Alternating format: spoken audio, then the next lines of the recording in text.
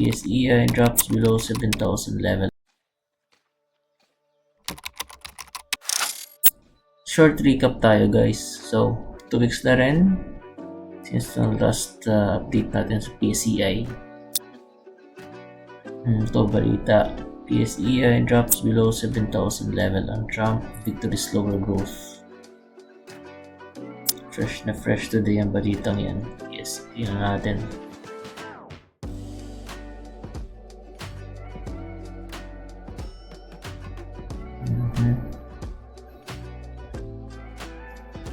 Okay, nanalo si Trump tapos lang ng election. Tayo sa PSEI. Tingnan natin. So last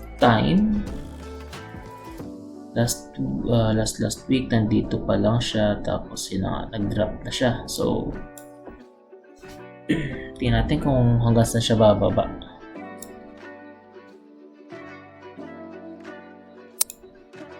Tingnan natin siya bababa. 50%. Okay, interesting to. So dito yun, interesting. Pwedeng dito lang siya. Hanap ng level or as low as dito. Siyempre sobra naman yan. Huwag naman sana. Tingnan natin sa weekly. May reason ba? Meron?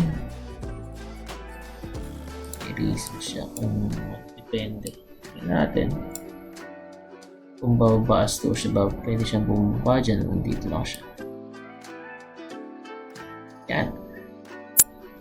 Tingnan natin ang galaw ng market.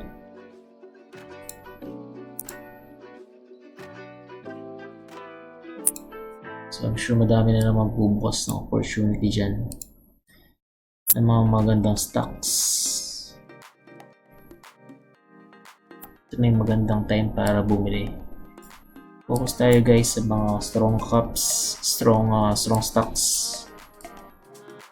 Darating dyan in the near few months or days. So tingnan natin mga opportunity to buy. Tingnan natin to at this level and at this level yung mga opportunity natin. So okay, tingnan natin kung na-reach niya itong wave 3 na to or wave 2 tingnan natin na-reach ba niya.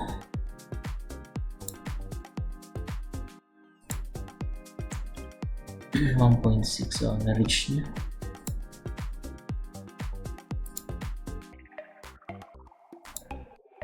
Palagay natin ang wave 3 na yan. Natin yung wave 4 kung saan siya papatak.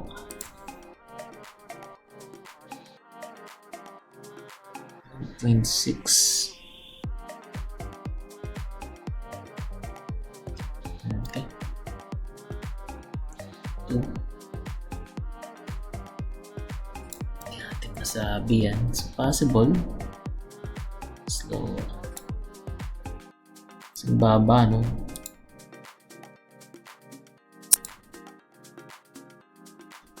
Or around this level area. Or as low as this. Okay, so yun lang guys. So focus tayo. Maganda opportunity para bumili sa mga strong stocks. Okay, so keep an eye on that level na lang. I'm sure madami dyang magsasili para na naman the near future months or days kapag kita nating nakakabawi na yung ating market. Yun naman guys, and good night, safe trading.